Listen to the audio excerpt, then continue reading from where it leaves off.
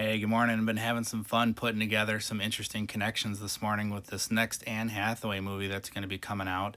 I've been talking about her weird coincidences on this channel with some movies that have already come out, but the next one that's coming out is called The End of Oak Street with Ewan McGregor and Anne Hathaway. So I've already talked about Mother Mary movie that came out this summer where she had this ritual with her heart and she was producing this red dress and she was wearing this headdress, and I related it to other goddesses. Also, the Devil Wears Prada 2 movie came out this summer where Meryl Streep is wearing the red dress. It did come out on May 1st, which is May Day, and in this movie we see Emily Blunt, which she ends up wearing a red dress in the movie Disclosure Day. So May Day is a known holiday for like witches. It's Beltane. It's also known as a devotional day to the Blessed Virgin Mary. They use May poles.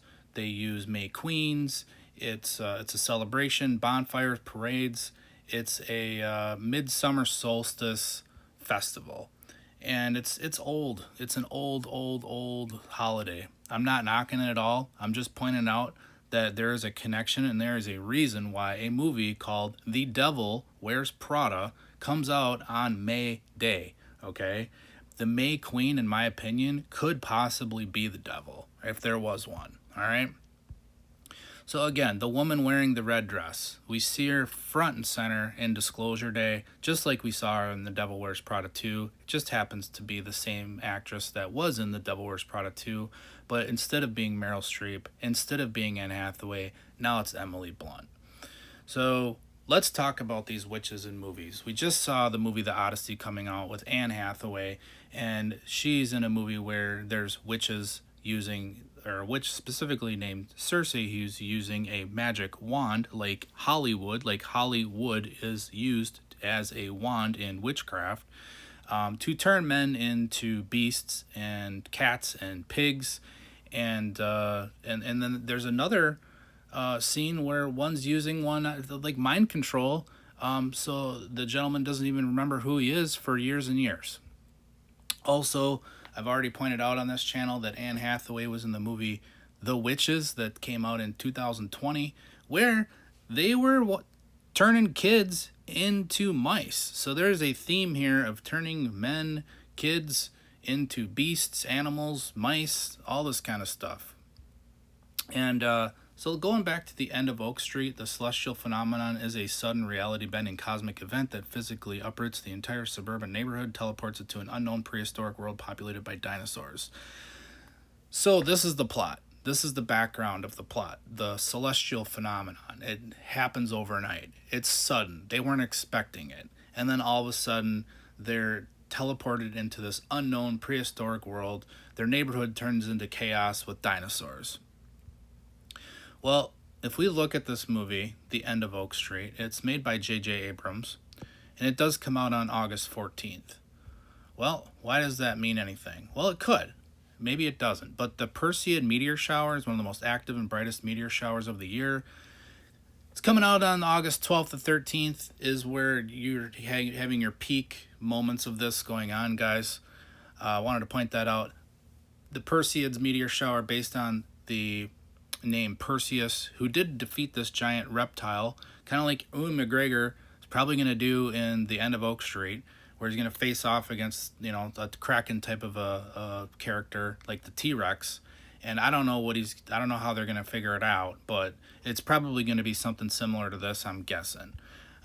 In my money, if there was a fight between a T-Rex, which he actually has long arms in the front here. All the pictures I've seen, they have short little arms, which I don't get. I mean, I think they're top heavy. I think they would fall over if they had short little arms.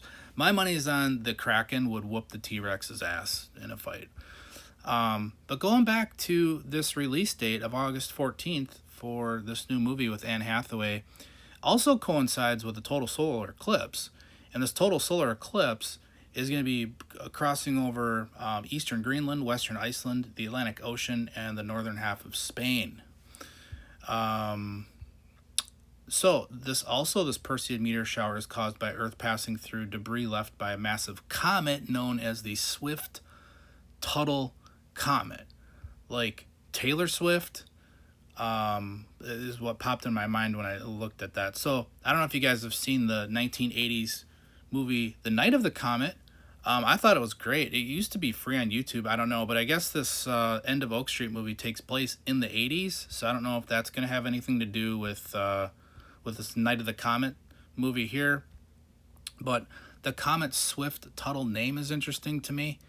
And Taylor Swift, she is not on tour right now. She just got married, and so she won't be touring. But I did look into, there's a person called Molly Tuttle, which I didn't even know existed, is a Grammy-winning acoustic guitar artist and bluegrass virtuoso who fans and critics often compare to Taylor Swift. Guys, what are the odds of a comet called Swift-Tuttle Comet, and then there's this woman named Molly Tuttle who's often compared to Taylor Swift? Is there a connection here? I don't know.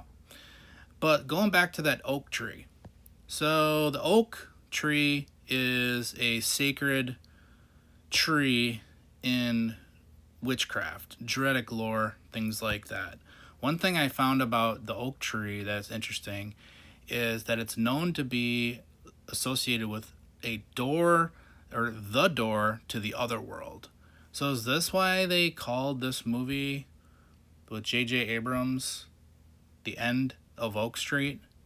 Is this oak tree going to take us to this other realm, the other world with the dinosaurs? Don't know. Also, I find it fascinating that the total solar eclipse will be passing over Spain. And right now we're going to have that Spain versus Argentina World Cup final going on today at 2 o'clock. With that eclipse coming up going over Spain, I'm not a betting man, but I would go Spain just because of that. All right, have a good day.